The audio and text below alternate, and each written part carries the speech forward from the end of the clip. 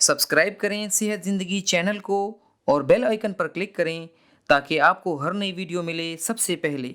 बिस्मिल्लाहिर्रहमानिर्रहीम। अस्सलाम वालेकुम मोहतरम नाज़रीन, ख़वातीन व हज़रात, मेरे बहन भाइयों और मेरे मुअम्मर दोस्तों, जिसमें कि वो तमाम मर्द और ख़वातीन शामिल हैं कि जिनकी उम्रें इस वक्त 50 साल से ऊपर हैं।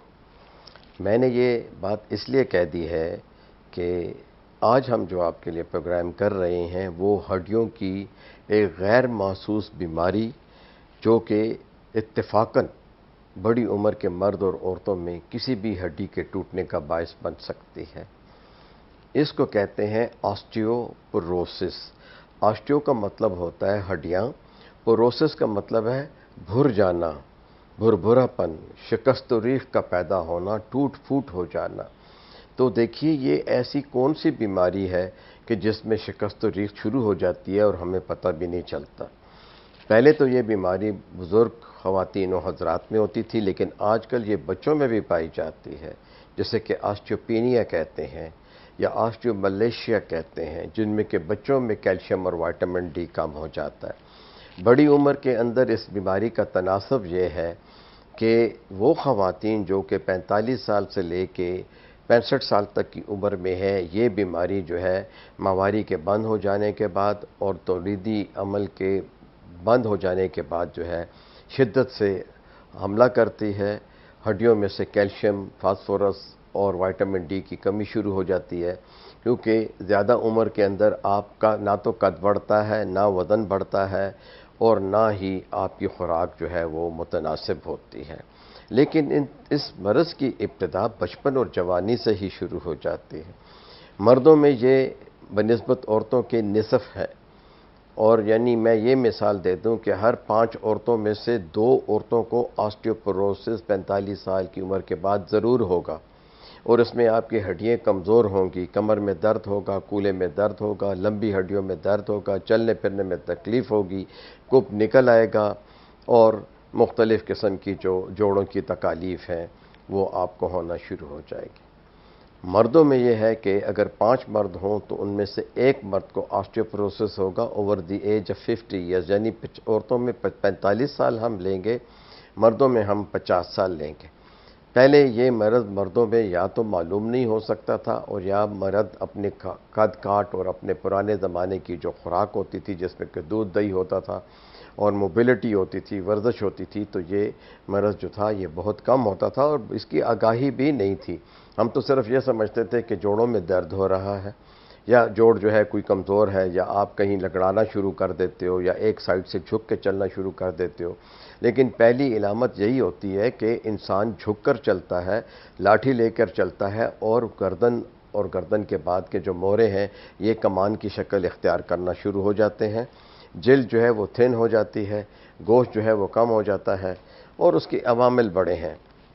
यानी इसमें आपके बदन के हार्मोन भी शामिल हैं, खुराक भी शामिल है, आपका रहन सहन भी शामिल है, आपकी वर्जिश भी शामिल है। इसमें वो नशा आवर अद्वियात या जो मुख्तलिफ पान, गुटखा और सिगरेट के नशे हैं वो भी शामिल हैं।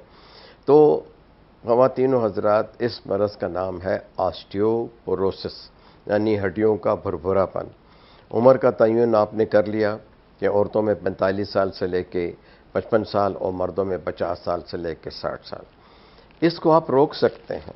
क्यों रोकेंगे नहीं तो आप देखें कि हमारे मुल्क में आपाहज मर्द व ख़वातीन हज़रात जो कि मुअम्मर होते हैं या नियर 60 या ओवर द 60 या 60 साल से ऊपर होते हैं, वो आपको आपाहज नज़र आएंगे। या वो वॉकर से चल रहे होंगे, या वो व्हील चेयर पे होंगे, या वो जो है अपनी जो स्टिक होती है उसके साथ चलेंगे। चलने फिरने में मुश्किलात होंगी, सीढ़ियाँ नहीं चढ़ सकेंगे, डिप्रेशन का शिकार हो जाएंगे, कमरे में बंद हो जाएंगे, हड्डियों के दर्द की वजह से परेशान होंगे, मुख्तलिफ़ जगहों पे आना जाना कम हो जाएगा, सोशल लाइफ का इम्पैक्ट कम हो जाएगा, और खुदा न खास्ता फ्रैक्चर हो जाए यानी टूट जाए कोई हड्डी, तो उसके बाद इलाज भी मुश्किल, हड्डी भी देर से जुड़ी रहेगी। जब तक कि आप साहब इस्तिताअत नहीं हैं और गरीब हैं तो आप एक क्रिपल्ड यानी एक माजूरी की ज़िंदगी गुजारते हैं। अब कौन कौन सी जगह का फ्रैक्चर ऑस्टियोपोरोसिस में बहुत ज़्यादा है? ऑस्टियोपोरोसिस के फ्रैक्चर अमूमन कलाई में होते हैं, جو ہی آدمی گرتا ہے سائیکل سے، موٹر سائیکل سے، سیڑھیوں سے، یا چلتے چلتے ٹھوکر کھاتا ہے، زمین پہ ہاتھ لگ جاتا ہے، آدھے گھنٹے میں ہاتھ سوج جاتا ہے، اور کلائی کی جو ہڈیاں ہیں یہاں 8 ادھر ہے، یہ ادھر ہے، یہ اور ساتھ ہی میں ریڈیس النا جو ہے، ان کا ہیڈ جو ہے یہ فریکچر ہو جاتا ہے۔ اسے ہم کالس فریکچر بھی کہتے ہیں۔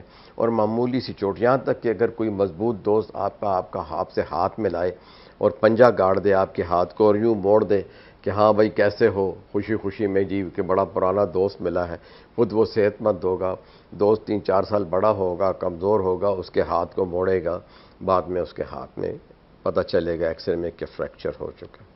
دوسرا فریکچر جو کہ بہت کامن ہے وہ ہے کمر کی ہڈیوں کا، یعنی کمر کے جو 5 مورے ہیں، جو کہ ہمارے 12واں جو مورا سینے کا ہوتا ہے وہ بھی اس میں شامل ہے۔ عموماً وہ فریکچر کر جاتا ہے، اور یہ جو 5 مورے ہیں یہ فریکچر کر جاتے ہیں، انہیں ہم کہتے ہیں کہ ان پہ انٹیریئر لپنگ ہو جاتی ہے، ویجنگ ہو جاتی ہے، اور 2 موروں کے درمیان جو فاصلہ ہوتا ہے وہ کم ہو جاتا ہے۔ اور بعض اوقات تو اگر کوئی مریض کولے پہ گر جائے، سیڑھیوں سے سلپ کر جائے، یا کسی نے سائیکل پہ پیچھے بٹھایا ہوا ہے وہ گر جائے، یا خدا نخواستہ کہیں سے بھی وہ گر جائے، اور وہ اگر اپنے کولے کے بوجھ پہ گرے گا وہ اپنی کمر کو فریکچر کر دے گا۔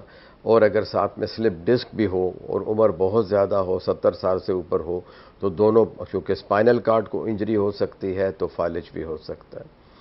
اب بتائیں کتنی معذوری کی زندگی ہے۔ پھر آتے ہیں کہ جناب اور کون سا فریکچر ہے، تو وہ جو فریکچر اب میں جس کا نام لینے والا ہوں وہ ہے آپ کی ران کی ہڈی کے اوپر کا حصہ اور کولے کا فریکچر۔ یہ اتنا خراب ہے، اتنا خراب ہے کہ اس میں تو معذوری اور ڈپریشن کی وجہ سے مریض جو ہے بستر پہ ہوتا ہے، صفائی ہو نہیں سکتی، بالکل فالج زدہ زندگی گزارتا ہے، اور پھر اور جو کمپلیکیشنز لیٹے رہنے سے ہوتی ہیں اس کی وجہ سے ان کی موت ہو جاتی ہے، بیڈ سورز ہو جاتے ہیں، پریشر سورز ہو جاتے ہیں، موومنٹس کم ہو جاتی ہیں، خوراک کم ہو جاتی ہے۔ سوشل ویلفیئر اور ری ہیب اور فزیو تھراپی کے ڈپارٹمنٹ جو ہے وہ ایسے لوگوں کو گھروں پہ وہ معیار کی جو ہے فزیو تھراپی نہیں دے سکتے جو کہ سینٹروں میں ہوتی ہے، اور سینٹروں میں ایسے لوگوں کو لانا بہت مشکل کام ہوتا ہے۔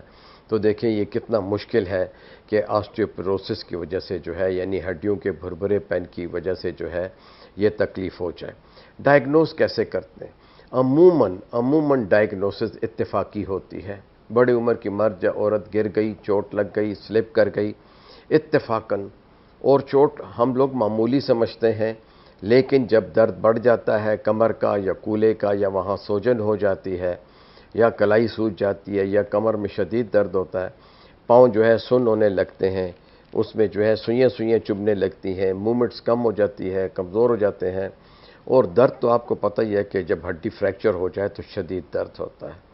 اور یہی چیز ہے کہ ہم آسٹیوپروسس کو ایک کرپلنگ ڈیزیز کہہ سکتے ہیں۔ تو ڈائگنوسس کے لیے ایک تو یہ ہے کہ سادہ ایکس رے، دوسرا ہے کہ C T scan, M R I, پھر اس کے بعد بون منرل ڈینسٹی، بون ہڈی منرل، بون کے اندر جو پروٹین کمپلیکس ہے، جو مختلف نمکیات ہیں جس میں کہ کیلشیم سب سے زیادہ امپورٹنٹ ہے، یہ جو ہو گیا، اور میٹرکس ہم کہتے ہیں کہ وہ پروٹین جو کہ ہم بلڈ سے حاصل کرتے ہیں وہ ہڈیوں کا حصہ ہوتی ہے۔ تو یہ بون منرل، اور اس کی ڈینسٹی کا مطلب ہے کہ اس کی کمیت کیا ہے، اس کا وزن کیا ہے، یہ کتنی ہیلتھی ہے۔ تو ہم بی ایم ڈی کا ٹیسٹ کرواتے ہیں۔ اس کے 2 طریقے ہیں، ایک تو ہم یہ کہ الٹرا ساؤنڈ کے ذریعے ہم اپنی ہیل جو ہے ایڑی، اس کا الٹرا ساؤنڈ کرتے ہیں، اور یہ ایک کمپیوٹرائز پروگرام ہوتا ہے۔ تو یہ جو ہے ہماری کلکینیم بونز کی جو ڈینسٹی معلوم کر کے اس کو جو ہے کمپیوٹرائز پروگرام کے ذریعے ہمیں جو بتاتا ہے کہ بھائی زیڈ سکور کتنا ہے اور ٹی سکور کتنا ہے۔ تو اگر آپ کا ٹی سکور جو ہے -2.5 ہے تو اس کا مطلب یہ ہے کہ آپ آسٹیوپروسس کے مریض ہیں، اور اگر جو ہے وہ 1.5 سے لے کے 2.5 تک ہے تو آپ کو آسٹیوپینیا ہے، یعنی آپ آسٹیوپروسس کی طرف جا رہے ہیں، اور جن کا 1 یا 1 سے کم ہوتا ہے اس کا مطلب یہ ہے کہ ان کی ہڈیاں جو ہے وہ ہیلدی ہیں۔ تو یہ کہلاتا ہے بی ایم ڈی ٹیسٹ۔ لیکن سب سے پریسائزلی جو آج کل ٹیسٹ ہوتا ہے وہ ہے ڈیکسا۔ یہ ڈیکسا اسی طرح کا ایکس رے ہے اسپیشلائزڈ، جس میں کہ ہم جو ہے اسی طریقے سے یعنی اسکین کرتے ہیں جیسے کہ ہم سی ٹی ایم آر آئی کرتے ہیں۔ یہ ہمیں جو ہے ہماری ہڈیوں کی کمپیکٹنس دیتا ہے، یہ بھی کمپیوٹرائزڈ ہوتا ہے، اور یہ ہمیں بتا دیتا ہے کہ ہماری ہڈی کتنا کمزور ہے، کتنے % آپ کو آئندہ آنے والے سالوں میں فریکچر کا خطرہ ہے۔ تو صحیح ٹیسٹ جو ہے وہ ڈیکسا ہی ہے، لیکن خواتین و حضرات ڈیکسا ہم کرواتے کب ہیں؟ جب مریض کو فریکچر ہو جاتا ہے۔ تو یہ ایک بڑی بدقسمتی ہے کہ اس کی طرف ڈاکٹرز نے، نرسز نے اور لوگوں نے خود بھی جو ہے دماغ لڑانا ہے۔ تو یہ تو اس کے ڈائگنوسٹک ٹیسٹ ہیں۔ اس کے بعد بائیو کیمیکل میڈیٹرز ہیں، مارکرز ہیں، وہ جو ہے ہم خون کے ذریعے جو ہے معلوم کرتے ہیں۔ اب عوام الناس، غریب لوگ بہت زیادہ ہیں، میڈیوکرز ہیں، مڈل کلاس فیملیز ہیں، ان ٹیسٹوں میں اگر ہم انہیں ڈالیں گے تو یہ تمام complete precise diagnosis will cost is about 7,000 to 10,000 rupees. ادھر مریض جو ہے اس کو 10,000 کی میں دوائی کیوں نہ کھلاؤں، وائٹامنس کیوں نہ کھلاؤں؟ تو اس سلسلے پہ ہمیں غور کرنا ہوگا۔ یہ ایک تحقیقی مرض ہے، ابھی بھی تحقیق کے مرض کے مراحل سے گزر رہا ہے۔ یہ تمام چیزیں مفید ہیں، ان سے آگاہی کے بعد آپ اپنے آپ کو اور اپنے لواحقین کو، بچوں کو، معمر والدین کو آسٹیوپروسس جیسی مہلک بیماری سے بچا سکتے ہیں۔ شکریہ، اللہ حافظ۔